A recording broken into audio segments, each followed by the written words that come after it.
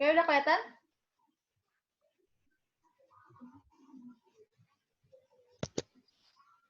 Kelihatan.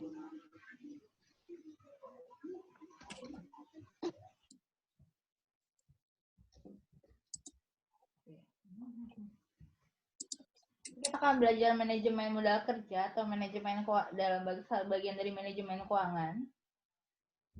Kita samakan persepsi dulu, apa sih manajemen modal kerja? Jadi manajemen modal kerja itu semua aktiva ya harta yang akan digunakan untuk pendanaan kegiatan operasi. Jadi untuk membeli bahan baku, membayar tenaga kerja, dan biaya operasional lainnya itu adalah modal kerja. Jadi kalau Anda punya aktiva di suatu perusahaan harta, baik itu lancar ataupun tetap, Anda gunakan untuk kegiatan operasional perusahaan ya untuk menghasilkan barang dan jasa itu masuknya modal kerja ya. Kegiatan operasionalnya bisa untuk membayar tenaga kerja, kemudian beli bahan baku, bayar listrik, air, dan sebagainya. Pokoknya digunakan untuk kegiatan operasional perusahaan agar bisa menghasilkan barang dan jasa. Nah ini, apabila perusahaan sudah beroperasi atau berjalan, maka modal kerja ini akan terdistribusi dalam komponen kas, persediaan, dan piutang. Bisa didengar suara saya? Bisa, Bu. Oke, bisa Bisa, Bu. Oh, bisa. Ada. Bisa, Bu. Berarti tadi modal kerja apa? Modal kerja itu semua aktiva ya, semua aktiva yang akan kalian gunakan untuk pendanaan kegiatan operasi perusahaan ya. Baik itu membeli bahan baku, kemudian bayar tenaga kerja, biaya listrik, air, dan segala macamnya untuk kegiatan operasional perusahaan. Itu masuknya modal kerja. Nanti kalau misalnya jadi aktiva jadi modal kerja, dia akan terdistribusi dalam komponen berupa kas, persediaan, dan piutang. Jadi kebanyakan ya aktiva yang digunakan untuk modal kerja itu kebanyakan dari kas, persediaan, dan piutang.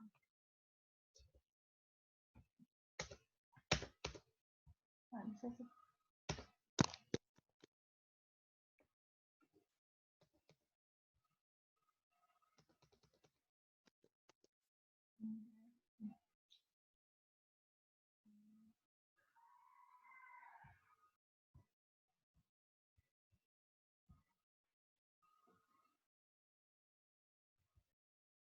Ya, karena kalau saya buat slide-nya jadi suka macet, jadi kayak gini aja ya. Kelihatan nggak?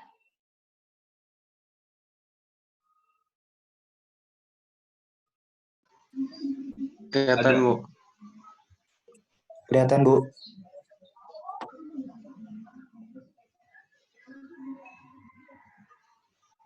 Oke, ini ada konsep modal kerja, ada konsep kuantitatif dan konsep kualitatif.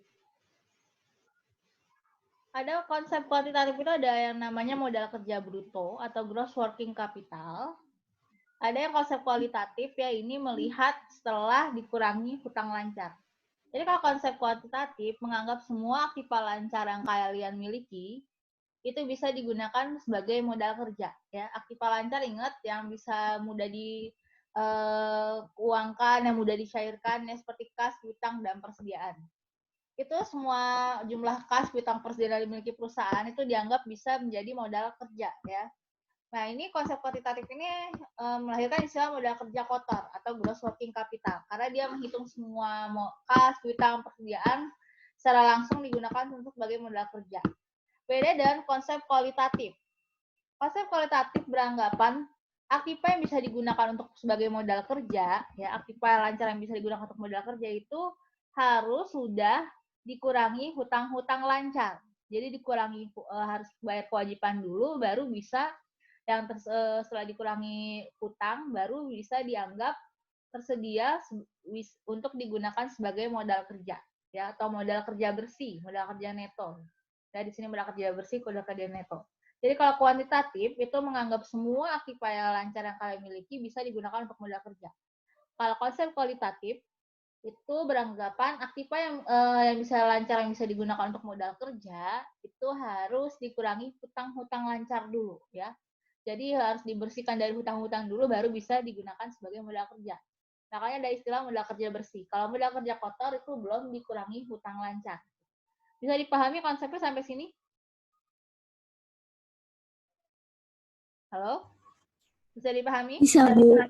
Ya, jadi Insya kalau Allah, Bu. kuantitatif ya seluruh aktiva lancar. Aktiva lancar yang Anda miliki dianggap bisa digunakan sebagai modal kerja atau modal kerja kotor istilahnya. Kalau konsep kualitatif, menanggapan modal kerja yang bisa diaktifkan, yang bisa dijadikan modal kerja itu harus digunakan untuk membayar hutang-hutang terlebih dahulu.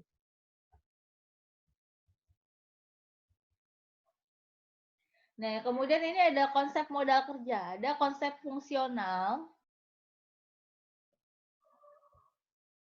Nah, konsep fungsional ini konsep didasarkan pada fungsi dari dana menghasilkan pendapatan income. Pendapatan di sini diartikan pendapatan dalam satu periode atau akuntansi. Ukuran income pada periode pendapatan berikutnya. Jadi di sini beranggapan modal kerja itu ya satu aktiva bisa dikatakan modal kerja kalau misalnya digunakan untuk kegiatan operasional yang menghasilkan pendapatan atau income. Itu baru disebut sebagai modal kerja. Pendapatannya ini dihitung dalam satu periode sekarang bukan periode di berikutnya, ya. Jadi modal kerja itu adalah suatu aktiva yang bisa digunakan untuk kegiatan operasional perusahaan yang menghasilkan pendapatan pada periode yang sama. Itu baru bisa disebut modal kerja. Bisa dipahami?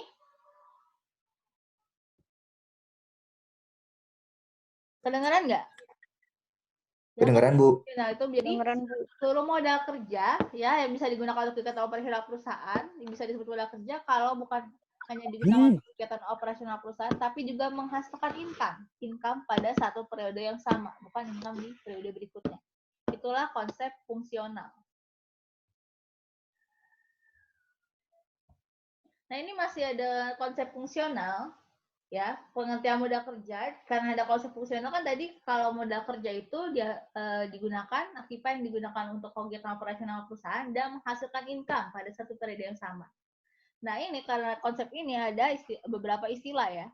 Ada beberapa istilah yang lahir membedakan beberapa modal kerja. Ada working capital, ada non working capital, dan ada potensial working capital.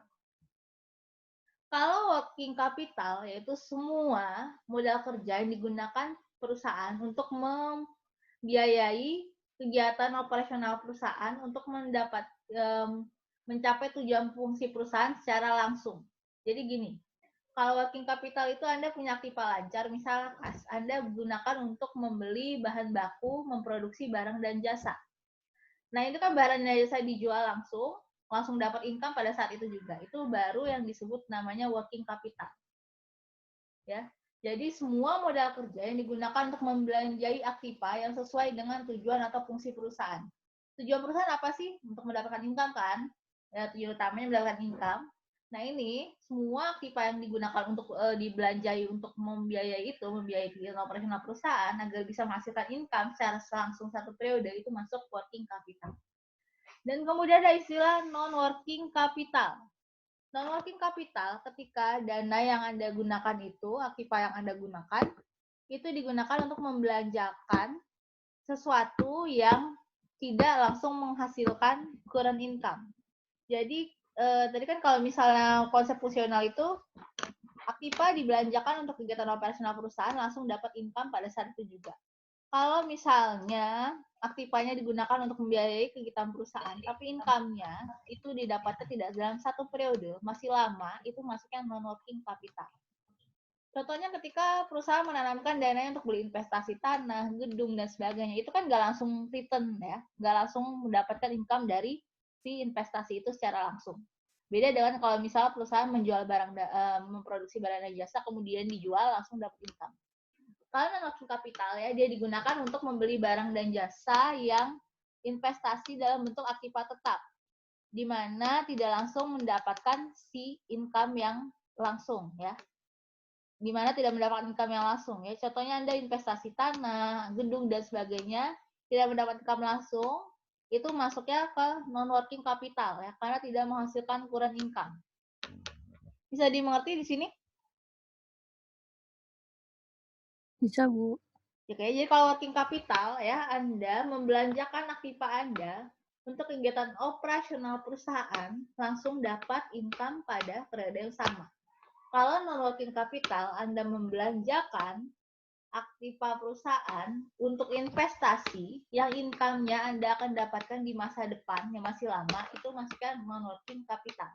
Contohnya beli gedung, beli tanah, itu kan Anda nggak langsung dapat income ya dari pembelian tersebut. Tidak langsung dapat penghasilan dari pembelian tersebut. Kemudian ada istilah lagi, satu lagi adalah potensial working capital. Ini berada di tengah-tengah antara working capital dan non-working capital. Ketika Anda membelanjakan aktiva Anda, membelanjakan modal kerja Anda untuk membeli sesuatu yang mungkin bisa menghasilkan income atau keuntungan pada masa sekarang maupun di masa mendatang. Contohnya Anda membelanjakan kas Anda untuk membeli obligasi atau saham. Obligasi atau saham itu kan bisa memberikan penghasilan secara langsung pada periode yang sama ataupun periode di masa depan. Itu masuknya potensial working capital. Dia berada di antara working capital dan non-working capital. Jadi kalau working capital, Anda membelanjakan segala sesuatunya, Anda membelanjakan segala sesuatu aktiva Anda untuk modal kerja perusahaan pada saat itu juga menghasilkan income pada saat yang sama bersamaan pada saat Anda membelanjakan itu adalah masuk working capital. Kalau non working capital, Anda membelanjakan untuk kegiatan operasional berupa aktiva tetap, investasi aktiva tetap yang tidak menghasilkan income pada saat yang bersamaan atau income pada Anda akan dapat income-nya di masa depan. Itu masuk non working capital. Kalau potensial working capital, Anda berada di antara working capital dan non-working capital. Contohnya ketika Anda membeli saham, dengan modal kerja yang Anda miliki, Anda akan mendapatkan income pada saat itu juga, tapi juga tidak secara keseluruhan. Nanti di masa depan Anda juga akan mendapatkan income lagi. Bisa dimengerti sampai sini? Bisa, Bu. Iya, Bu. Bisa, Bu.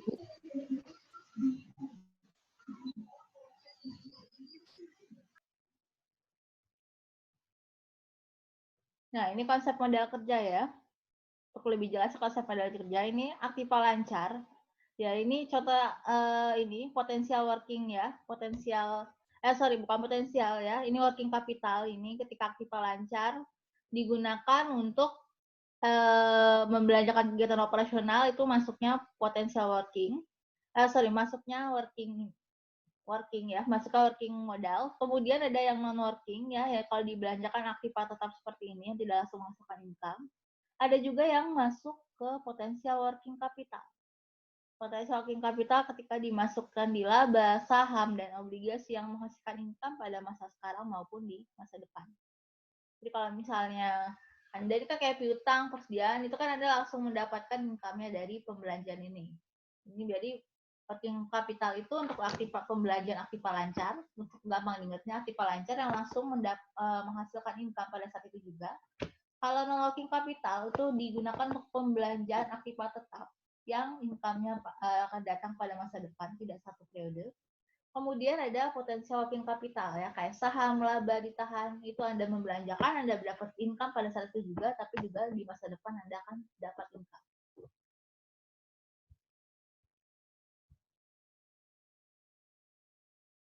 Oke, sampai di sini ada yang mau bertanya?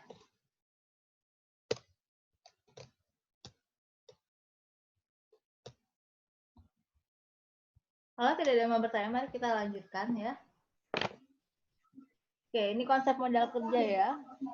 Depresiasi aktiva tetap setiap tahunnya, bangunan umur ekonomi 16 tahun 22.500, mesin umur ekonomi 80 tahun 30.000. Maka jumlah modal ketika kerja sebagai berikut. Oke, dilihat di sini jumlah modal kerja menurut konsep kuantitatif adalah 525.000.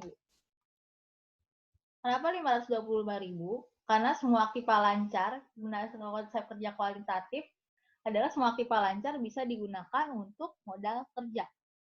Tapi kalau misalnya berdasarkan konsep kualitatif yang harus dikurangi hutang-hutang terlebih dahulu, maka modal kerja yang tersedia, aktiva lancar yang tersedia untuk modal kerja ialah 525.000 kurang 400.000. 400.000 adalah jumlah utang lancar. Jadi kalau pakai konsep kuantitatif, Anda bisa menghitung semua aktiva lancar sebagai modal kerja.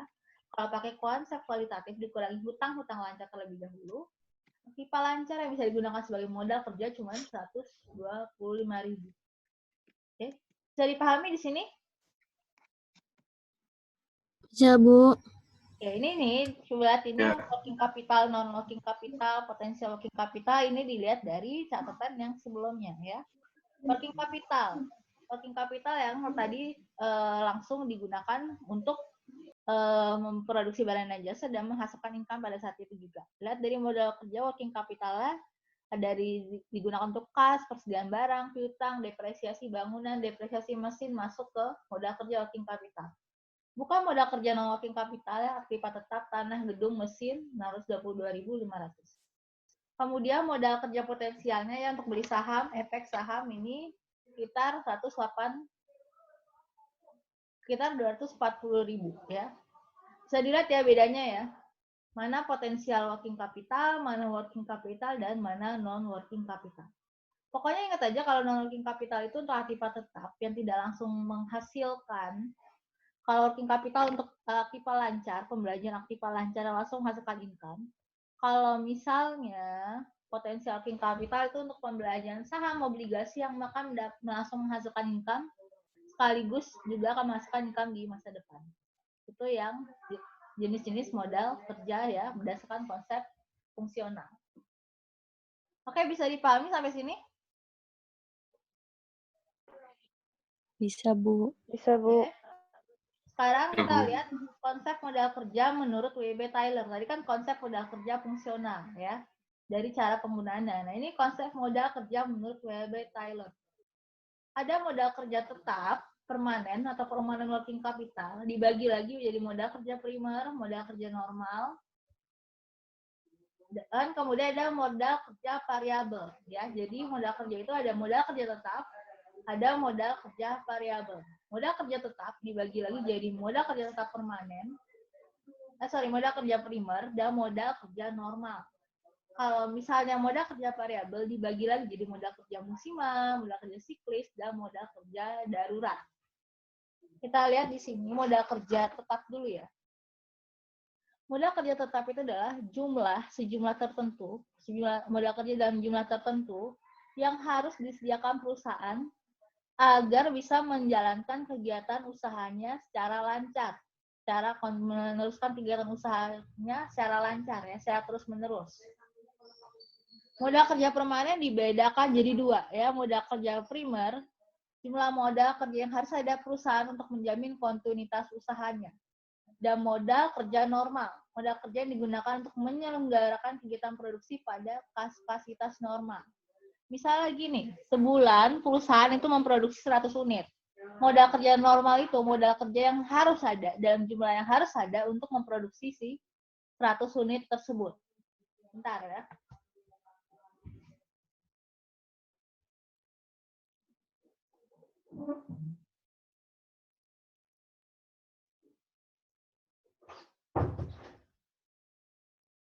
Oke, kita ulang lagi. Modal kerja menurut W.B. Tyler yang pertama adalah modal kerja tetap atau permanen. Modal kerja tetap atau permanen adalah modal kerja yang harus ada dalam jumlah tertentu untuk menjamin perusahaan bisa menjalankan kegiatannya atau meneruskan kegiatannya secara lancar. Modal kerja permanen dibagi dua, modal kerja primer, modal kerja normal. Modal kerja primer adalah modal kerja minimum ya, sedikit-sedikitnya itu harus ada agar perusahaan bisa menjamin kontinuitas usahanya. Ya.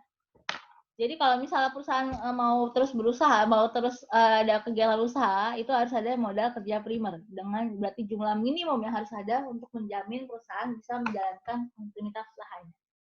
Dan kemudian ada modal kerja normal ya. Modal kerja yang dibutuhkan bagi perusahaan untuk memproduksi barang dan jasa dalam jumlah yang normal. Jumlah yang normal itu seperti apa? Itu tergantung standar perusahaan masing-masing. Jadi jumlah normal tergantung standar perusahaan masing-masing. Misalnya sebulan perusahaan itu bisa memproduksi 100 potong baju. Berarti modal kerja normal itu adalah modal kerja yang digunakan perusahaan untuk memproduksi baju dalam standar normal, yaitu 100 potong. Bisa dipahami perbedaan antara primer dan modal kerja normal?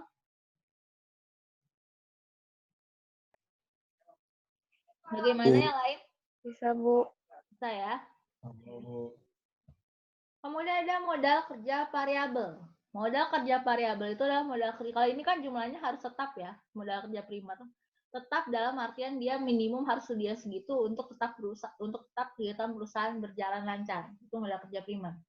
Kalau misalnya ini modal kerja variabel, modal kerja yang jumlahnya berubah-berubah sesuai dengan perubahan keadaan perusahaan ya. Jadi modal kerja yang jumlahnya berubah-berubah sesuai keadaan pekerjaan perusahaan ya. Ada modal kerja musiman, seasonal working capital, ada modal kerja siklis, ada modal kerja darurat. Oke, modal kerja variabel itu modal kerja yang jumlahnya berubah-berubah tergantung keadaan perusahaan.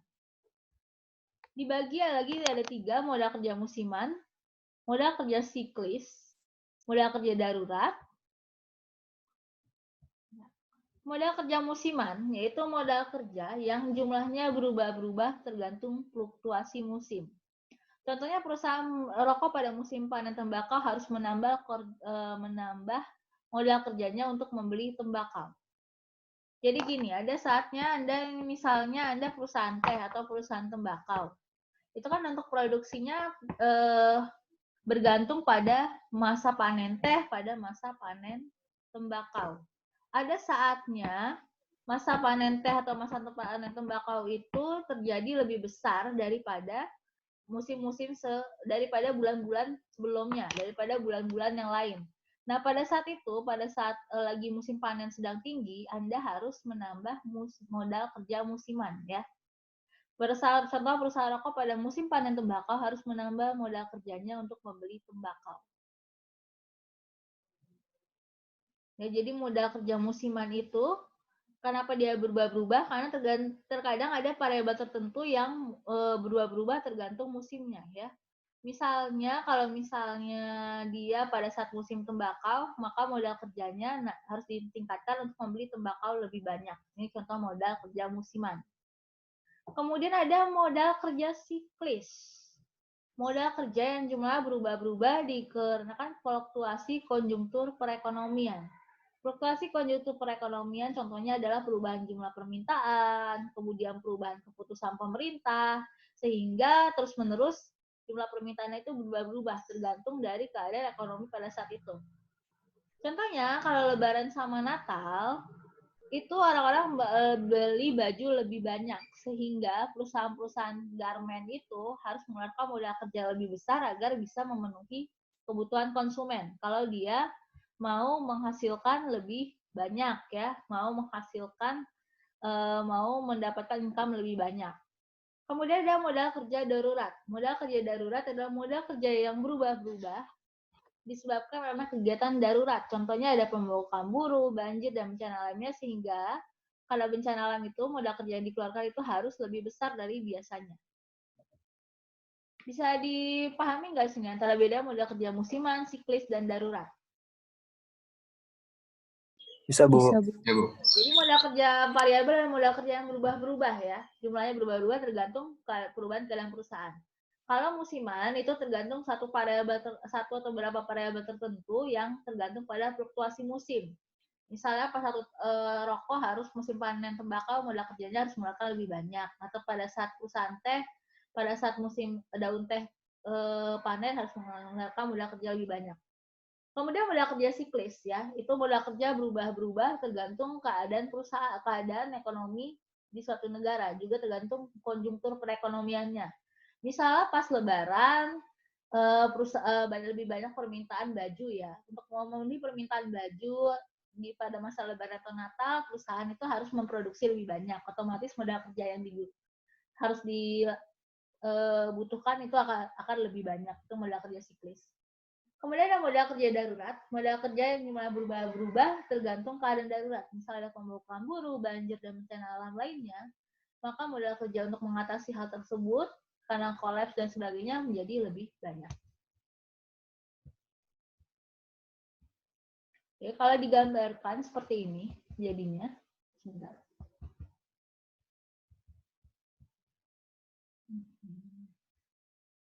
Nah ini. Ya. Modal kerja ada yang permanen, ya ada modal kerja normal, ada modal kerja primer. Tadi modal kerja primer adalah modal kerja yang dibutuhkan sedikit-sedikitnya atau seminimum-minimumnya agar perusahaan tetap berjalan. Kemudian ada modal kerja normal, modal kerja minimum yang harus disediakan agar perusahaan bisa memproduksi dalam jumlah normal. Normal itu tergantung standar perusahaan masing-masing. Kemudian ada modal kerja musiman yang berubah-ubah ya. Ada modal kerja musiman, ada modal kerja siklis, tergantung misalnya pas lebaran butuh lebih banyak modal kerja untuk memenuhi kebutuhan permintaan konsumen, ada modal kerja darurat. Ya, ada MK permanen, ada MK variabel. Ini bisa dilihat di sini. Jadi dipelajari lagi. Kemudian perputaran modal kerja. Ya, perputaran modal kerja. Nah, ini perputaran modal kerja dimulai dari saat kas diinvestasikan atau aktiva lancar diinvestasikan dalam komponen-komponen kerja, komponen-komponen modal kerja. Jadi komponen modal kerja itu ada kas, persediaan, dan piutang. Sampai kembali lagi menjadi kas. Ya, kasnya di sini kas yang sudah dalam keadaan menguntungkan si perusahaan. Dan demikian apabila perputaran modal kerja semakin pendek, berarti semakin cepat perputaran dan semakin cepat modal kerja tersebut jadi kas kembali. Ya. Jadi perputaran modal kerja dimulai dari ketika aktiva lancar, kas digunakan untuk menginvestasikan modal untuk modal kerja, ya kas piutang perusahaan sampai kembali menjadi kas lagi. Kasnya di sini adalah kas dalam keadaan untung. Perputaran barang ada yang tidak mengalami proses produksi, ada yang dengan penjualan tunai. Perputaran barang ada yang tidak mengalami proses produksi, ada perputaran barang yang mengalami proses produksi.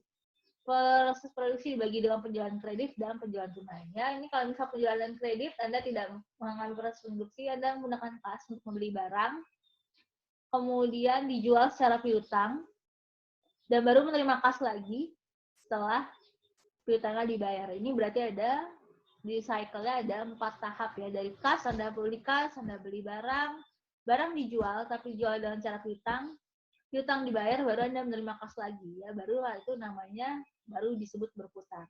Kalau penjualan dengan tunai Anda beli kas, beli barang, dijual langsung dan dapat uang kas. Nah, ini ada perputaran barang yang mengalami proses produksi ya. Dalam kartel ini ya perusahaan mekanik ya, Anda beli kas, beli kas Anda menyediakan kas untuk biaya bahan baku, kemudian membayar upah buruh untuk proses produksi. Jadi barang jadi yang bisa dijual langsung mendapatkan kas, ada yang juga dijual secara piutang.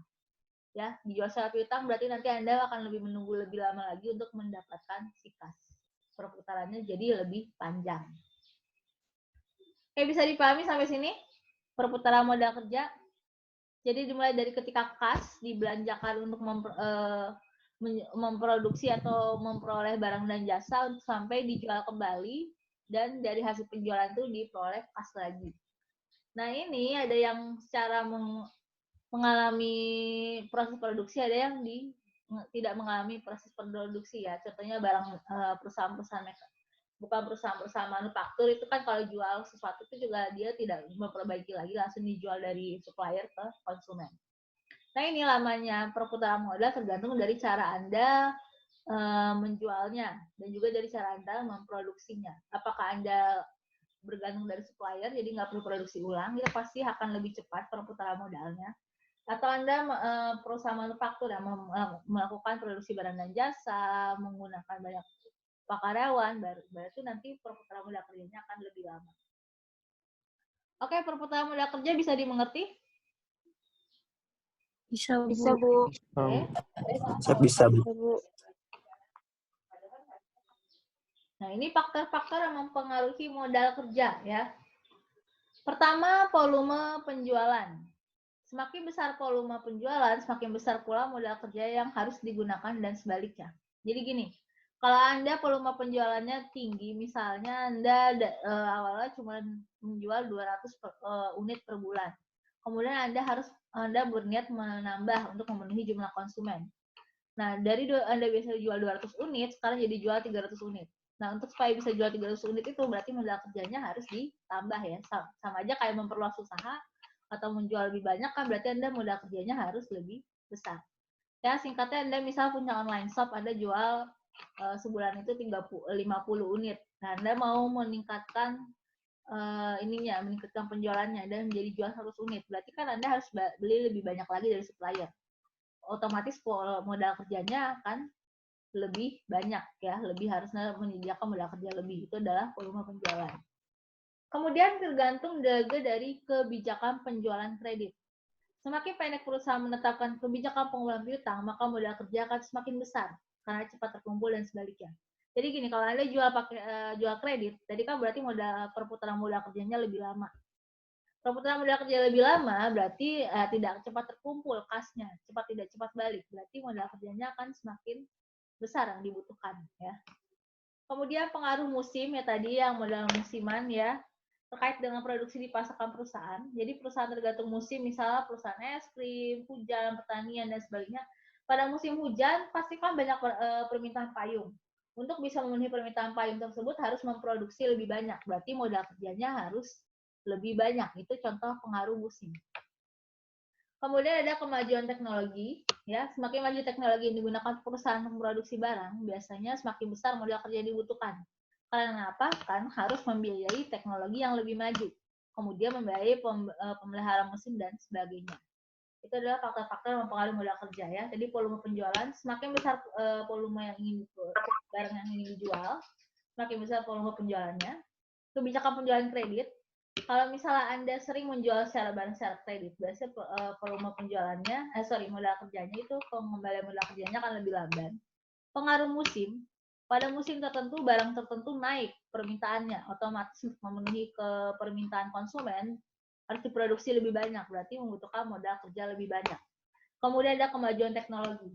Kemajuan teknologi katanya bisa lebih cenderung membuat modal kerja naik. Kenapa? Karena harus membutuhkan dana lebih untuk investasi teknologi tersebut, termasuk biaya pemeliharaan. Bisa dipahami ini faktor-faktor mengenai modal kerja? Bisa, Bu, bisa. Ya. Oke, ini kemudian penentuan besar kebutuhan modal kerja. Penentuan besar kebutuhan modal kerja tergantung dua hal. Ya, penentuan besar kebutuhan modal kerja. Pertama, periode perputaran atau periode terikatnya modal kerja dan pengeluaran kas rata-rata per periode. Contohnya gini. Periode perputaran atau periode terikat modal kerja, ada kala di mana kas diinvestasikan dalam komponen-komponen modal kerja, kas persediaan piutang, sampai di saat dia jadi kembali lagi menjadi kas yang menguntungkan ya. Nah ini kalau misalnya periode perputaran modal kerjanya lamban, biasanya membutuhkan modal kerja lebih besar. Tapi kalau misalnya periode perputaran kerjanya cepat, ya karena penjualan tunai, berarti modal kerjanya akan lebih sedikit. Membutuhkan modal kerja lebih sedikit karena kasnya itu mudah dikembalikan, mudah income kas yang dikeluarkan itu mudah diterima kembali ya karena penjualannya langsung tunai.